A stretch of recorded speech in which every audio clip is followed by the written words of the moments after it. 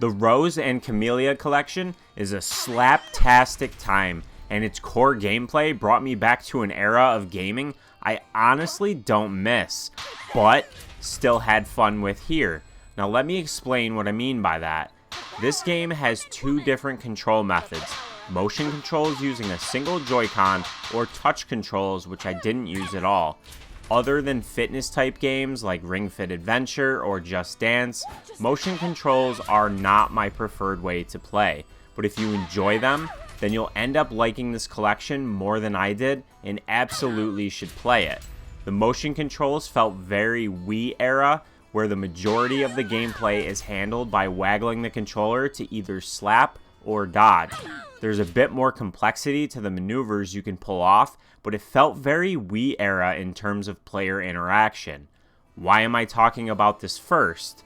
That's because this was my first thought when I began playing, but the deeper you get into it, the more variety there is and the more fun it becomes.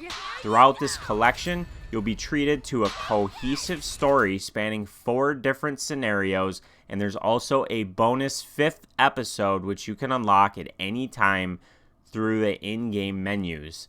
The bonus episode was honestly my favorite one, but I'd recommend saving it for last as it doesn't tie in at all to the other 4. The art presentation and voice acting during the scenes between battles are stellar, with plenty of humor that is made even better by that voice acting. What made you this delusional? You're just a bonus character for the remake. When it comes to La Mulana's heroine, everyone knows that I, the pretty girl from the shop, am the true heroine. Who is this sad old lady acting like a teenager? You are a 3,019-year-old living fossil, Grandma! Do you want to die today? So the core gameplay loop is get some story, engage in a battle, more story, another battle, and repeat. This is how it works for all 5 scenarios, but each battle feels unique, which keeps the gameplay feeling fresh and fun throughout its short runtime. The best way I can describe this, since I never played anything like it, is that it felt like a turn-based version of Punch-Out!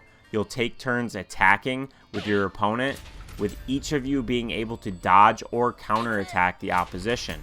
There's a few different types of attacks you'll learn, and you can also enter a slap rush, which is this brief frenzy where you absolutely slap the crap out of your opponent, and it's quite hilarious and satisfying to do.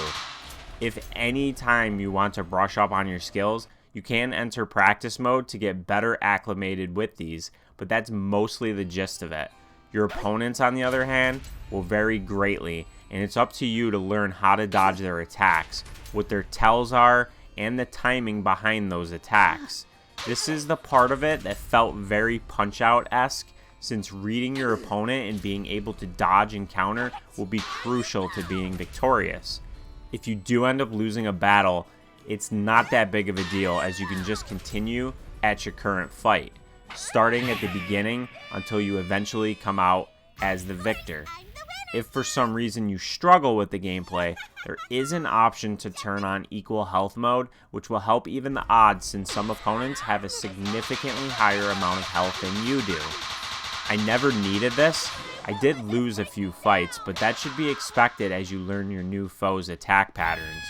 My main complaint with the controls are sometimes when attacking, even the most subtle of movements will result in a swing instead of my intended fake.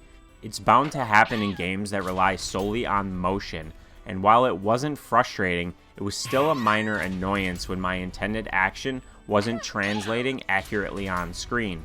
From a difficulty perspective, I found it to be really well balanced. I didn't feel it was too easy or hard at any points, and floated right in the middle where it should be.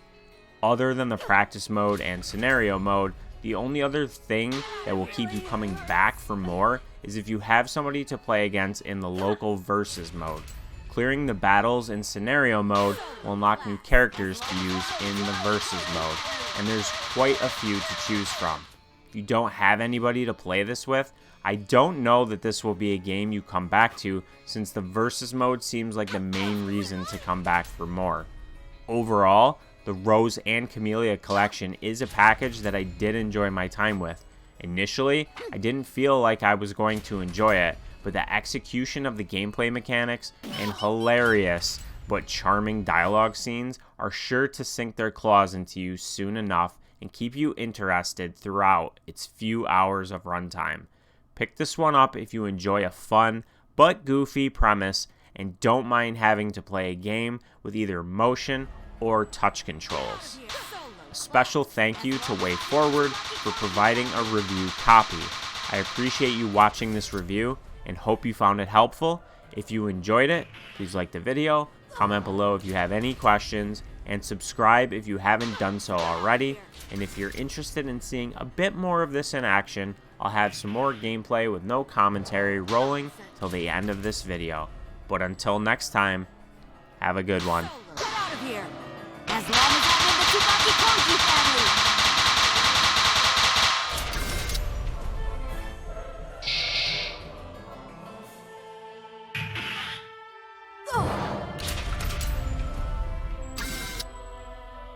Solo nonsense!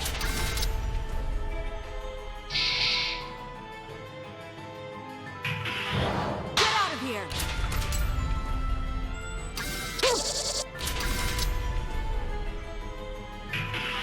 Nonsense!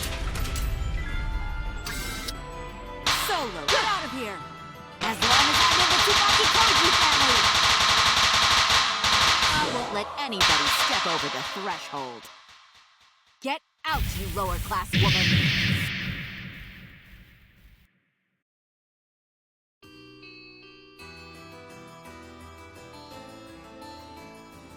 There you go!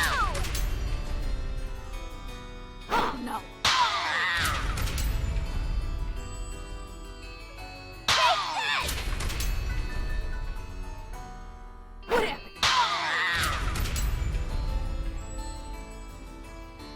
happened? Oh, no! There you go!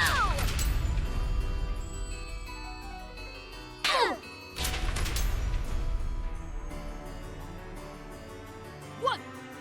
What? Take this! There you go! This whole thing is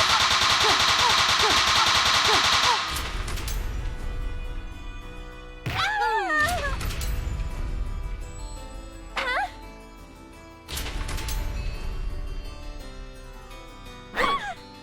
Ouch!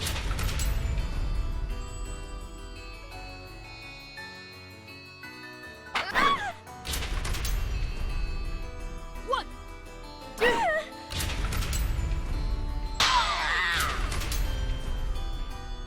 What?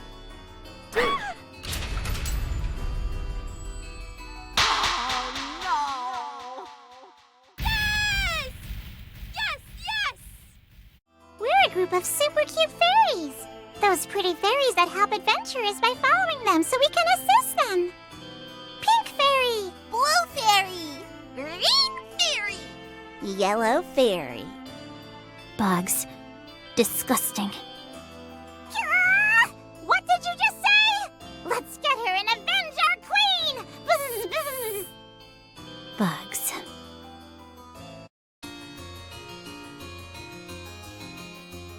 What? What? Huh?